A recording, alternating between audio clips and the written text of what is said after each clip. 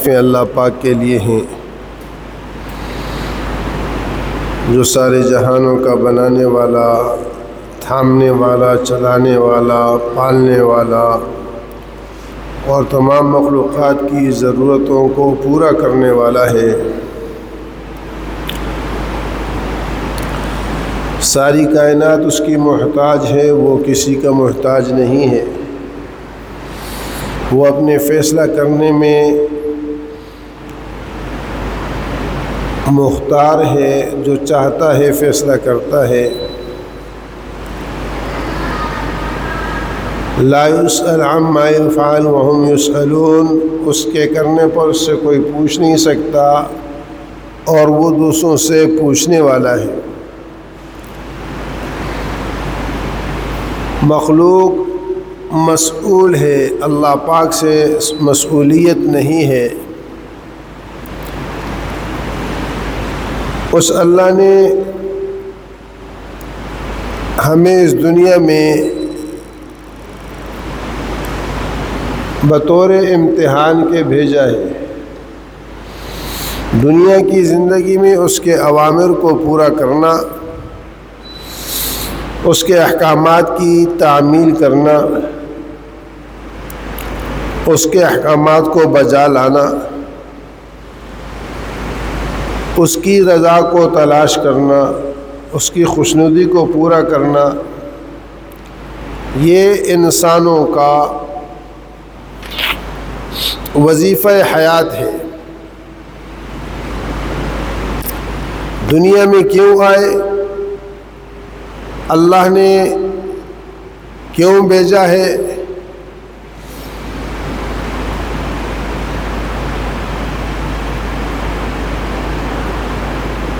یہ اس انسان کی زندگی کے اعتبار سے سب سے اہم اور ضروری مسئلہ ہے۔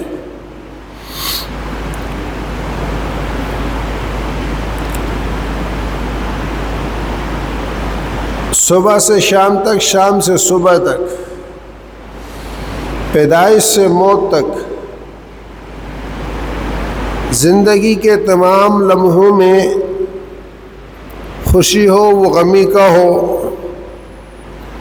وہ تکلیف کا ہو، راحت کا ہو، وہ صحت کا ہو، بیماری کا ہو، اس بات کو دیکھنا کہ اللہ کیا چاہتے ہیں، یہ اس انسان کا مقصود حیات ہے۔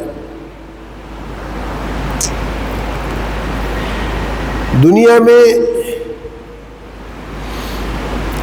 آدم علیہ السلام سے آج تک لے کر اگر انسانیت کو دیکھا جائے تو قرآن پاک نے ہر دور کے اعتبار سے اس دور کا پورا نقشہ کھینچا ہے۔ ایک طبقہ اللہ پاک کے اوامر کو پورا کرنے والا، اس کی خوشی کو ڈھونڈنے والا، اور ایک طبقہ اللہ کی نافرمانی کرنے والا، اللہ کو ناراض کرنے والا، اللہ کی ساتھ بغاوت کرنے والا۔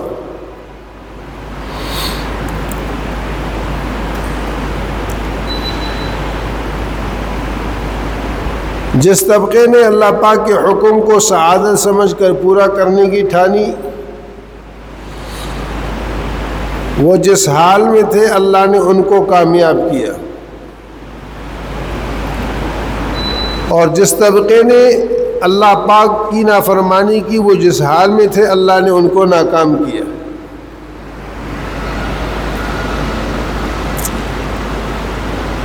ابراہیم علیہ نبینا علیہ السلام نمرود کے دور میں آئے،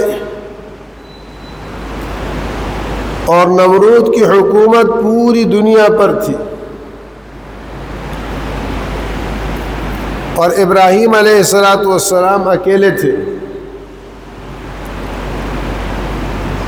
ابراہیم علیہ السلام نے نمرود کو اللہ کی فرما برداری کی دعوت دی، اور نمرود نے اپنی حکومت کے اکڑ میں ابراہیم علیہ السلام کی بات نہیں مانی۔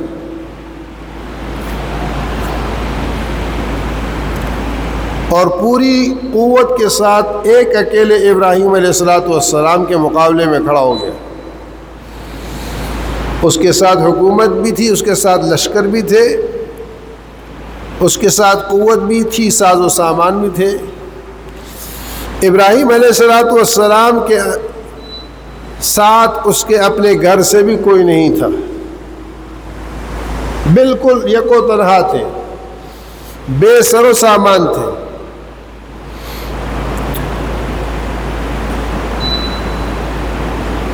اور جب مقابلے کا سماع ہوا، وقت آیا، تو ادھر وہ لشکروں کے ساتھ آئے، ادھر ابراہیم علیہ السلام تنہا آئے۔ اللہ جل شانہ نے مچھروں کی فوج بھیج کر دنیا کی اس وقت کی سب سے بڑی طاقت جو نمرود تھا، اللہ نے ناکام کیا۔ اور ایک لنگڑے مچھر نے نمرود کی اکڑ کو خاک میں ملایا، اور وہ اس کے ناک کے ذریعے سے دماغ میں گیا، اور وہ اندر بنبناتا تھا، اور جب وہ مچھر اندر ہلتا تو نمرود کو تکلیف ہوتی، تو جب وہ سر پر کوئی چیز مارتا تو اس سے سکون ملتا۔ حدیث میں ہے کہ پہلے جب لوگ آتے تھے تو نمرود کا حکم تھا مجھے سجدہ کرو، اور بعد میں جب کوئی آتا تو کہتا مجھ سے بعد میں کرو، پہلے چپل سے میرے سر پہ مارو۔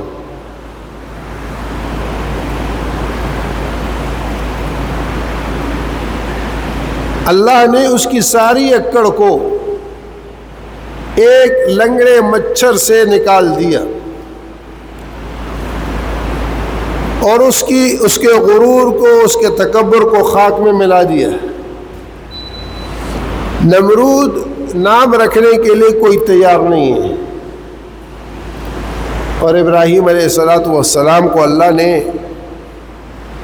اور ابراہیم علیہ السلام کی اولاد کو اللہ نے امام بنایا۔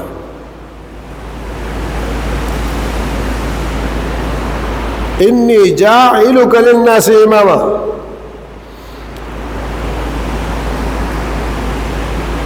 ایسی مقبولیت ابراہیم علیہ السلام کو عطا کی کہ یہود کہتے ہیں ہم ابراہیمی ہیں، عیسائی کہتے ہیں ہم ابراہیمی ہیں، مشرکین کہتے تھے ہم ابراہیمی ہیں۔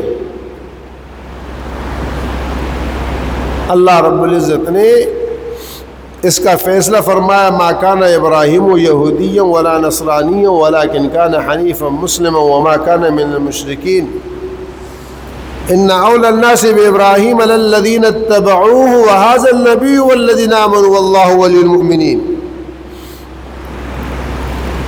ابراہیمی کہلانے کا حق نہ عیسائیوں کو ہے، نہ یہودیوں کو ہے، نہ مشرکوں کو ہے۔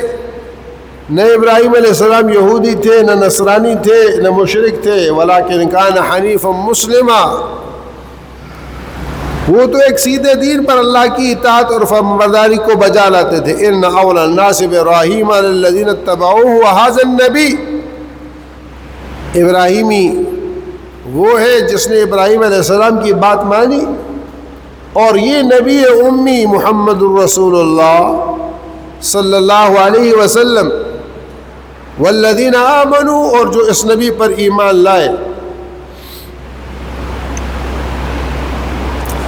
اس امت کو اللہ نے ملت ابراہیمی قرار دی، وجاہدوا فی اللہ حق جہادہ هو اجتباکم وما جعل علیکم فی الدین من حرج ملت ابیکم ابراہیم هو سماکم المسلمین۔ تم ملت ابراہیمی ہو، تمہارا نام ابراہیم نے مسلمان رکھا ہے۔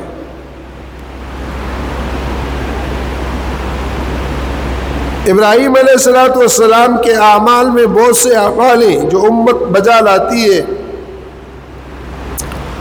اس وقت یہ عشرہ ذی الحجہ،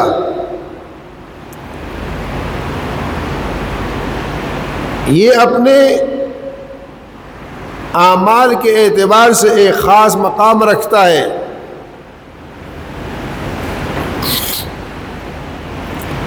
ابن عباس رضی اللہ تعالیٰ عنہ کی روایت ہے، رسول کریم صلی اللہ علیہ وسلم نے فرمایا ما من ایام احب الی اللہ ان یتعبد من 10 ذی الحجہ۔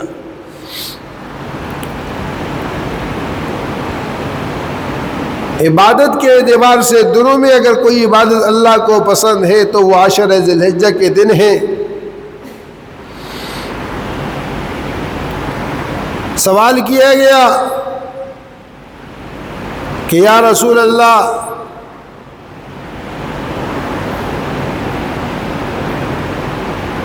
جہاد، آپ نے فرمایا جہاد سے بھی افضل ان دنوں کے اعمال ہیں۔ پھر پوچھا گیا یا رسول اللہ جہاد، آپ نے فرمایا جہاد سے بھی بڑھ کر ان دنوں کے اعمال ہیں۔ پھر پوچھا گیا کہ یا رسول اللہ جہاد، آپ نے فرمایا کہ جہاد سے بھی بڑھ کر ان دنوں کے اعمال ہیں، الا یہ کہ ایک آدمی نکلا اور اپنی جان اور مال سب کچھ اللہ کے راہ میں لٹا دیا اور کوئی چیز باقی نہیں لے کے آیا، وہ افضل ہے۔ باقی ان دنوں کے اعمال تمام اعمال سے بڑے ہیں، زیادہ ہیں۔ حضرت ابو ہریرہ رضی اللہ تعالیٰ عنہ کی روایت میں ہے، رسول کریم صلی اللہ علیہ وسلم نے فرمایا کہ ان دنوں کے اعمال تمام دنوں سے اللہ کے ہاں زیادہ محبوب ہیں، پسندیدہ ہیں، فضیلت والے ہیں۔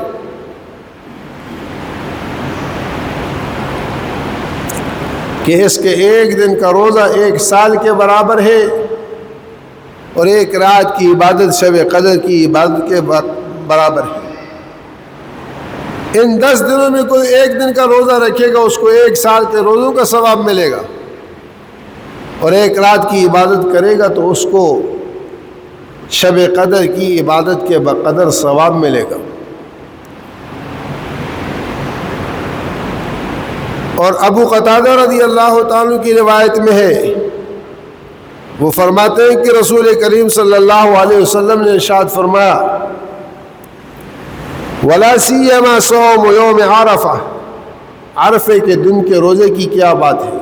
9 ذی الحجہ کا روزہ جو یوم عرفہ کہلاتا ہے، جس دن حجاج کرام عرفات کے میدان میں اللہ کے سامنے زاری کرتے ہیں۔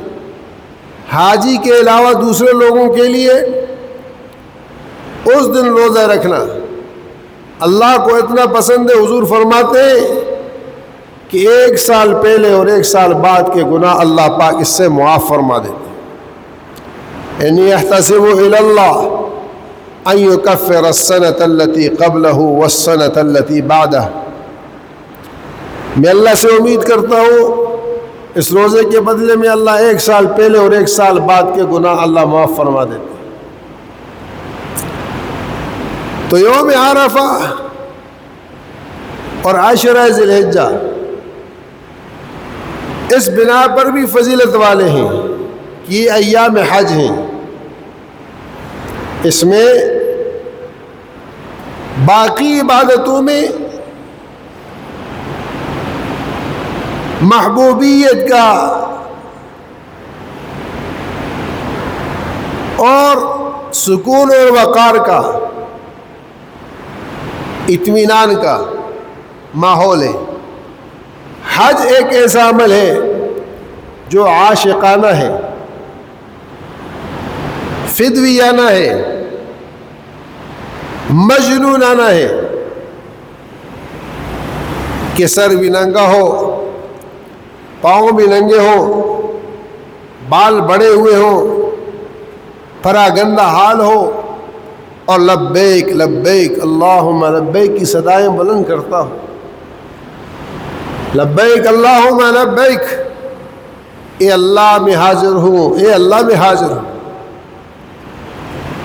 اس حاجی کا اپنے گھر سے بیت اللہ جانا اور وہاں کے اعمال کو پورا کرنا، طواف کرنا، سعی کرنا، پھر مینا جانا، عرفات جانا، مزدلفہ جانا، رمی کرنا، ان تمام اعمال میں غور کیا جائے، یہ عاشقانہ عمل ہے۔ رسول کریم صلی اللہ علیہ وسلم جب بیت اللہ حرم مکی آتا تو مقام ذی طویٰ جس کو تنعیم کہتے ہیں، جہاں مسجد عائشہ ہے، یہ حدود حرم ہے، یہاں پہنچتے تو رات کو یہاں رکتے، صبح غسل کرتے، احرام کی چادریں بدلتے اور پھر بیت اللہ داخل ہوتے ہیں۔ اور فرمایا کوئی پیغمبر ایسا نہیں جو بیت اللہ آیا ہو اور وہ یہاں ٹھہرا نہ ہو اور اس نے غسل نہ کیا ہو اور وہ پیادہ بیت اللہ نہ گیا ہو، ننگے پاؤں حدود حرم میں، حرم کے احترام میں، کعبہ کے احترام میں ننگے پاؤں بیت اللہ۔ ابن عباس رضی اللہ عنہ کی روایت میں ہے، حضور نے فرمایا باقی نہ ہو تو کم از کم حج میں بیت اللہ سے بیت اللہ تک پیادل چلا جائے۔ اس ہر قدم پر اللہ ملتا ہے، یہ عاشقانہ عمل ہے، اور اللہ کو یہ ادائیں اتنی پسند ہیں۔ حاجی تو وہاں ہے، حج وہاں ہے، اعمال حج وہاں ہے۔ سیدہ طیبہ طاہرہ عفیفہ ام المؤمنین ام سلمہ رضی اللہ تعالیٰ فرماتی ہیں کہ رسول کریم صلی اللہ علیہ وسلم فرمایا من اراد منکم ان یضحی، تم میں سے جو قربانی کا ارادہ کرتا ہو تو پھر فلا یقلمن شعرہ ولا ظفرہ، فلا یاخذن شعرہ ولا یقلمن ظفرہ، وہ اپنے بال نہ کوتروائے، ناخن نہ کٹوائے۔ جب چاند نظر آئے گیا قربانی والا، عید تک، قربانی تک وہ بھی حاجیوں کی مشابہت اختیار کر لے اور وہ بھی بال اور ناخن نہ کاٹے، وہ بھی ان کے ساتھ مشابہت کرے۔ پھر قرآن کریم نے ان ایام کو ایام ذکر قرار دیا ہے، ایام تکبیر قرار دیا ہے، ایام تشریق قرار دیا ہے۔ چاند نظر آنے کے بعد سے 13ویں تاریخ تک یہ ایام ذکر ہیں، ایام تکبیرات ہیں۔ آثار صحابہ میں یہ بات منقول ہے کہ جب چاند نظر آتا صحابہ کرام رضوان اللہ علیہم اجمعین گلی کوچوں میں، بازاروں میں، چوکوں میں، چوراہوں میں اللہ اکبر اللہ اکبر لا الہ الا اللہ واللہ اکبر اللہ اکبر وللہ الحمد اللہ اکبر اللہ اکبر لا الہ الا اللہ واللہ اکبر اللہ اکبر وللہ الحمد، یہ تکبیرات زور زور سے کہہ کر وہ پھرتے تھے، بازاروں میں جاتے، چوکوں پر، چوراہوں میں، ہر جگہ پر ان تکبیرات کو وہ 13 تاریخ تک وہ بلند کرتے رہتے تھے۔ صرف 9 تاریخ سے 13 کی عصر تک نہیں، یہ تو ہے ہی ہے، یہ تو اس کے بغیر تو گزارا ہی نہیں ہے کہ 9 تاریخ کی فجر سے، 9 ذی الحجہ کی فجر سے، یوم عرفہ کی فجر سے، ہر نماز فرض کے بعد ہر فرد بشر جو مسلمان کلمہ گو ہے، وہ مسافر ہے، وہ مقیم ہے، وہ مرد ہے، وہ عورت ہے، وہ فرض نمازوں کے بعد کم از کم 1 مرتبہ اونچی آواز سے اللہ اکبر لا الہ الا اللہ واللہ اکبر وللہ الحمد کہے گا، ورنہ گناہگار ہے۔ یہ کم سے کم درجہ ہے۔ ہمارے بہت سارے احباب نے کہا کہ بس 1 مرتبہ کہو، اس لیے کہ اونچی آواز سے ذکر یہ جو ہے ریا ہے، یہ سمجھنے کی چیز ہے۔ ہر اونچا ذکر ریا نہیں ہے، اذان اونچی آواز میں دی جاتی ہے، اسی طرح جہری نمازوں کو اونچی آواز سے پڑھا جاتا ہے، خطبے اونچی آواز سے کہے جاتے ہیں۔ ان ایام کو اللہ نے ایام ذکر قرار دیا. فاذکروا اللہ کذکرکم آباءکم او اشد ذکرا. اللہ کو کثرت سے، اونچی آوازوں سے، بلند آوازوں سے یاد کرو. ہمارے ہاں یہ ریت چلیے، بس مرتے مراتے کسی طرح ایک مرتبہ اللہ اکبر کہہ کر چھٹی کر لے تو اس کے بعد چھٹی. یہ ساری کتابیں اور فتوے ایک دفعہ ایک طرف، صحابہ کرام رضوان اللہ علیہم اجمعین کا عمل ایک طرف. حضرات صحابہ کرام ان ایام کو ایام تکبیرات مناتے تھے. ان دنوں کی فضیلت ہی تکبیر کی وجہ سے ہے. اور یہ آپ سے درخواست ہے کہ اس کو اپنا معمول بنائیں، اور آتے جاتے راستوں میں، چوکوں میں، چوراہوں میں اللہ اکبر اونچی آواز سے کہیں. شیطان مرتا ہے، اس کی کمر ٹوٹتی ہے، شیطان رسوا ہوتا ہے، شیطان ذلیل ہوتا ہے. جب کوئی مسلمان اللہ کے نام کو بلند کرتا ہے، اس کی تکبیر کہتا ہے اللہ اکبر لا الہ الا اللہ واللہ اکبر وللہ الحمد. تو یہ باقی ایام میں 9 تاریخ تک تو ہے، 13 تاریخ تک ایام تشریق ہیں. ان دنوں میں، دنوں کے اعتبار سے جو ہو سکے تو روزے کا اہتمام ہو اور رات کو عبادت کا اہتمام ہو، اور زیادہ نہیں ہے، کم از کم ان دنوں میں مسنون اعمال کی پابندی کر لی جائے. جماعت سے نمازوں کا اہتمام ہونا چاہیے. اسی طرح اشراق کی پابندی ہونی چاہیے، چاشتی اوابین کی پابندی ہونی چاہیے، تہجد کی پابندی ہونی چاہیے، قرآن پاک کی تلاوت کی پابندی ہونی چاہیے، ذکر کی پابندی ہونی چاہیے، درود شریف کی پابندی ہونی چاہیے، صدقہ اور خیرات دینے کی پابندی ہونی چاہیے. کہ ان دنوں میں اعمال اللہ کو پسند اور محبوب ہیں. جتنا جس سے ہو سکتا ہے قرآن کی تلاوت، درود شریف کا اہتمام، ذکر کا اہتمام، دعاؤں کا اہتمام.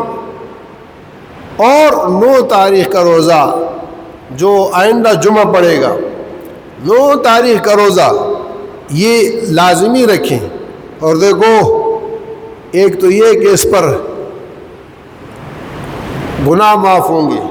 ان یکفر السنۃ التی قبلہ والسنۃ التی بعد، 2 سال، 1 سال پہلے 1 سال بعد کیا گناہ. ایک اگلا نقطہ جو بعض حضرات نے نقل کیا ہے، اور وہ ہمارے لالچ کے اعتبار سے ضروری ہے. ہم لالچی لوگ ہیں اور دنیاوی لالچ ہمیں زیادہ ہے. نقد کا سودا ہمیں بہت اچھا آتا ہے، ادھار میں ہم نہیں جاتے.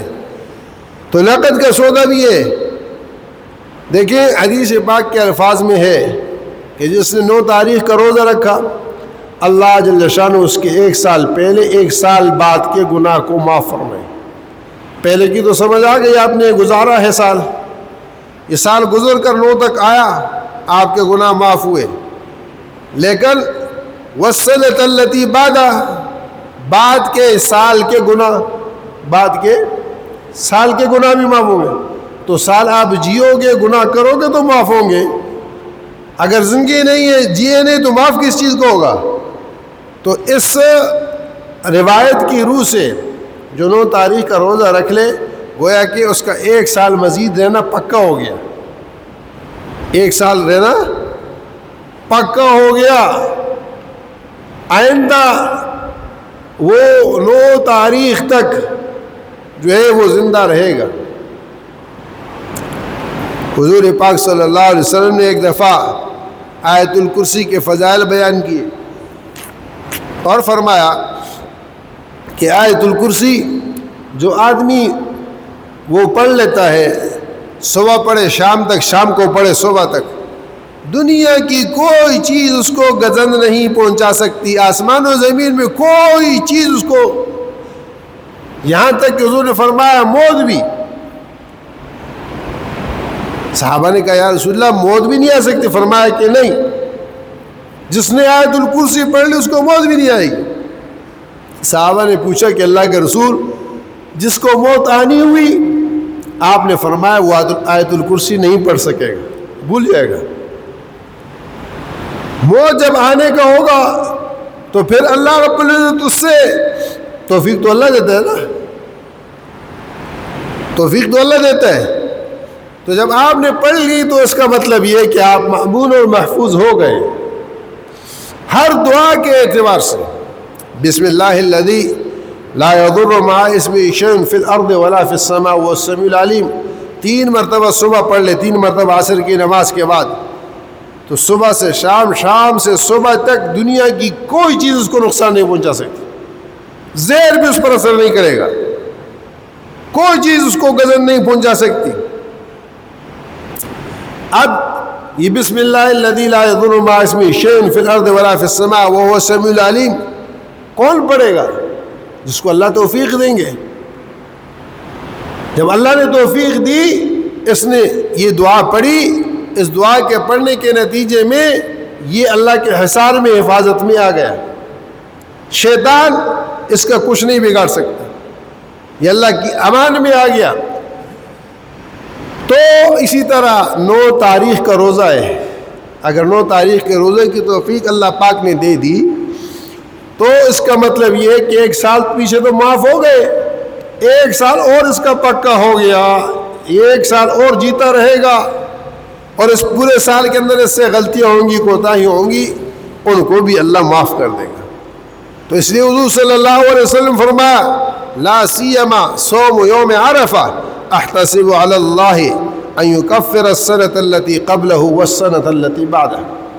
دیکھیں ایک بات ذہن میں رکھیں، اور وہی ہے فضائل کے باب میں رسول کریم صلی اللہ علیہ وسلم سے جو منقول ہے.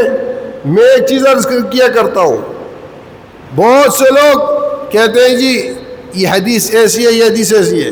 بھائی صحابہ نے کیا کیا؟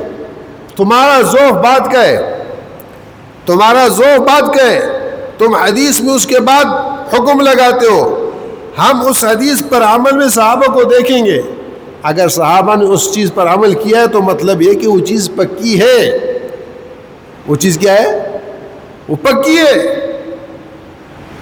وہ مستند ہے، اس لیے صحابہ نے اس پر عمل کیا. جب عمل کیا، بعد میں اگر کوئی راوی اس کا کمزور ہے، کہتا ہے یہ حدیث ضعیف ہے، بھائی یہ بعد میں ضعیف آیا، صحابہ کے وقت میں تو ضعیف نہیں تھا، وہ تو حضور سے لینے والے تھے. جب انہوں نے اس چیز کو لیا ہے، اس پر عمل کیا، اس کو تعامل صحابہ کہتے ہیں، آثار صحابہ کہتے ہیں. تعامل صحابہ اور آثار صحابہ کو دین میں بڑا دخل ہے. ہم معاملات اور عبادات میں تمام چیزوں کے اندر صحابہ کرام کو اللہ نے ہمارا رہنما بنایا ہے، مقتدا بنایا ہے. فَإِنْ آمَنُوا بِمِثْلِ مَا آمَنْتُمْ بِهِ فَقَدْ اهْتَدَوْا، اگر تم ایسے ایمان لائے جیسے کہ صحابہ لائے تو تم ہدایت یافتہ کہلاؤ گے. ہدایت کی سند صحابہ کا عمل ہے، صحابہ کا طرز طریقہ ہے، فیصلہ اس دور کا ہے، بعد کا نہیں ہے، عمل اس دور کا ہے، بعد کا نہیں ہے، نتیجہ اس دور کا ہوگا، بعد کا نہیں ہے. ہم دیکھیں گے کہ اس باب میں، اس معاملے میں، اس مسئلے میں صحابہ کا طرز اور طریقہ کیا تھا. جو سیدنا صدیق اکبر رضی اللہ تعالیٰ کے دور میں ہوا، جو سیدنا عمر فاروق رضی اللہ عنہ کے دور میں ہوا، جو سیدنا عثمان ذی النورین رضی اللہ عنہ کے دور میں ہوا، جو سیدنا علی کرم اللہ وجہہ کے دور میں ہوا، صحابہ کے دور میں ہوا، ہم اس چیز کو لیں گے، اس پر عمل کریں گے. اس لیے کہ وہ رسول کریم صلی اللہ علیہ وسلم کے بالکل قریب تھے.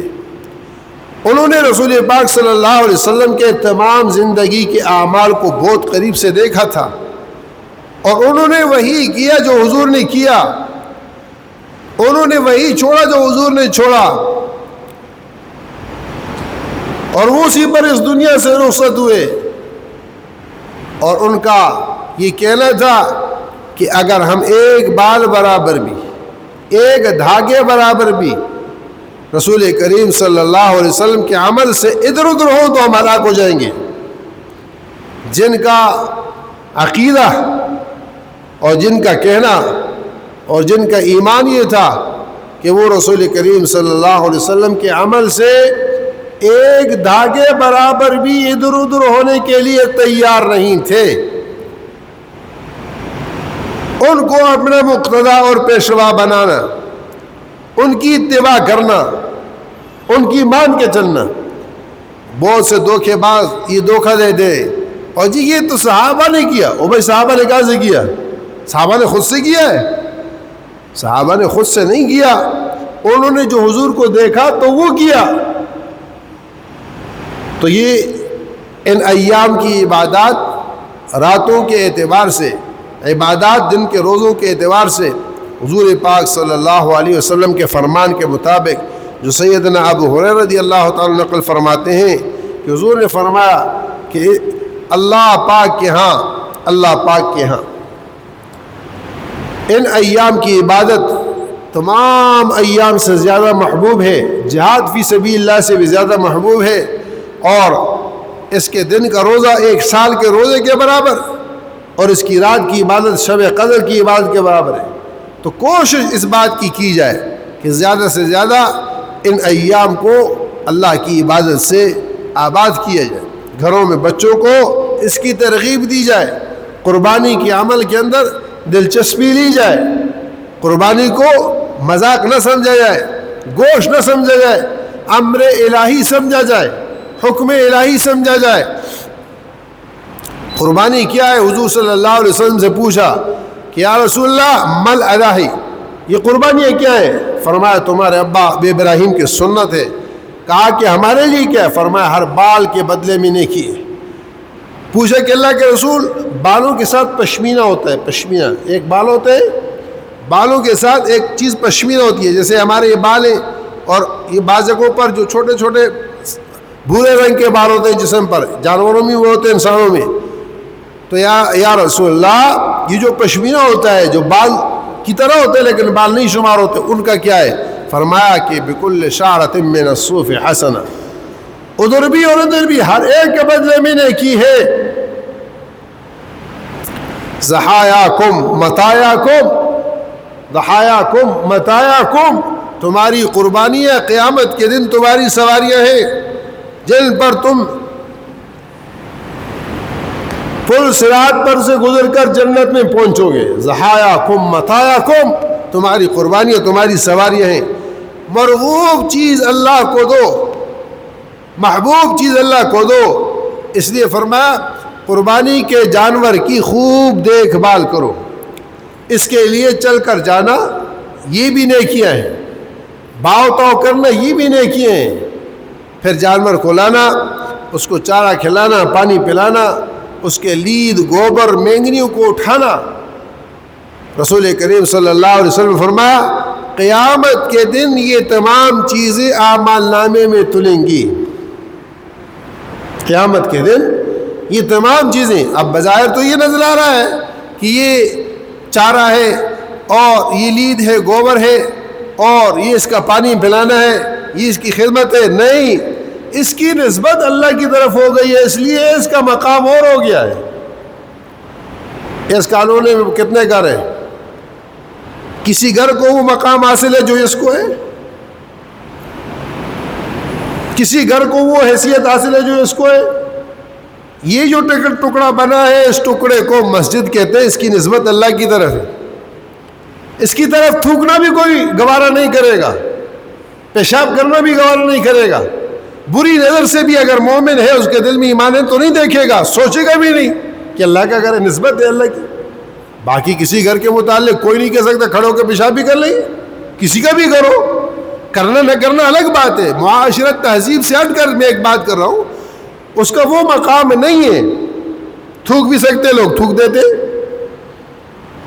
اس لیے کہ وہ ایک عام نسبت ہے، کسی کا بھی گھر ہے، کپڑا ہے یہ میں نے پہنا ہے، کپڑا ہے بچے کی انگوٹھی بنتا ہے، کپڑا ہے وہ ماں کی چادر بنتی ہے، بہن کے دوپٹہ بنتا ہے، بیت اللہ کا پردہ بنتا ہے، رسول اللہ صلی اللہ علیہ وسلم کے روزے کا پردہ بنتا ہے، ہر ایک کا مقام ہے۔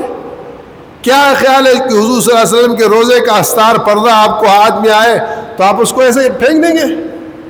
آپ اس کو آنکھوں سے لگائیں گے، آپ اس کو چومیں گے، آپ دل سے لگائیں گے، آپ اس کو اپنے ایمان کا حصہ سمجھیں گے، اس لیے کہ نسبت حضور کی طرف ہے۔